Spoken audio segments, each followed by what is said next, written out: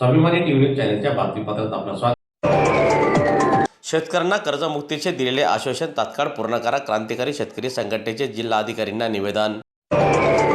धुळे जिल्ह्यातील शेतकरी सतत अडचणींना सामोरे जात आहेत। वीज बिल, बियाणे, खत, शेतीसाठी कर्ज हे त्यांच्या जीवनातील मोठे ओझे बनलेले आहे। यापूर्वी राज्य शासनाने शेतकऱ्यांना कर्जमुक्तीचे आश्वासन दिले, परंतु अजूनही या आश्वासनाची अंमलबजावणी होत नाही।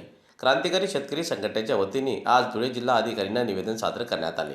शासनाने दिलेले कर्जमुक्तीचे आश्वासन त्वरित पूर्ण करावे, शेतकऱ्यांना न्याय मिळावा आणि त्यांचे आर्थिक संकट दूर व्हावे यासाठी आज क्रांतिकारी शेतकरी संघटनेच्या वतीने जिल्हा प्रशासनाला निवेदन सादर करण्यात आले।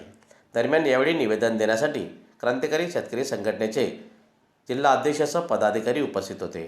शेतकरी संघटना महाराष्ट्र राज्य आज आम्ही जिल्हाधिकारी कार्यालयाला निवेदन देण्यासाठी आलो की आपले राज्याचे मुख्यमंत्री साहेबांनी अधिवेशनामध्ये जी घोषणा केली की शेतकऱ्यांना आम्ही कर्जमाफी देऊ, आता मार्च महिना संपत आला, आता एप्रिल महिना सुरू आहे। बऱ्याच ठिकाणी शेतकरी वाट पाहत आहेत, कर्जमाफीच्या याद्या लागतील का बँकेत। लोक एकमेकांना गावात चर्चा करतात, विचारतात, मीडियाला पाहतात, आता तरी आमचं नाव बँकेच्या यादीवर येईल का कर्जमाफीच्या।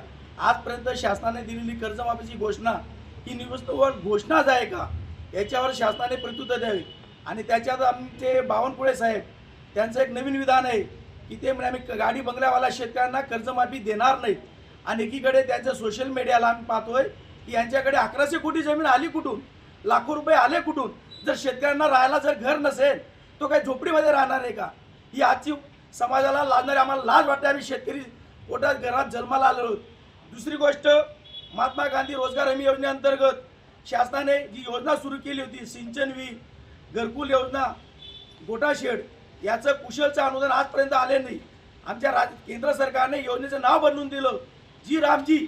आम्ही पण हिंदू आहोत, आम्हाला हिंदू म्हणून आम्हाला शेतकऱ्यांना चांगली वागणूक द्यावे। केंद्र सरकार व राज्य शासन एक दुहेरी मोठ म्हणून, ज्याला डबल इंजिन सरकार म्हणतो आपण, ते डबल इंजिन सरकार महाराष्ट्रात कुठे आहे, गायब झालं हेच आम्हाला कळत नाही।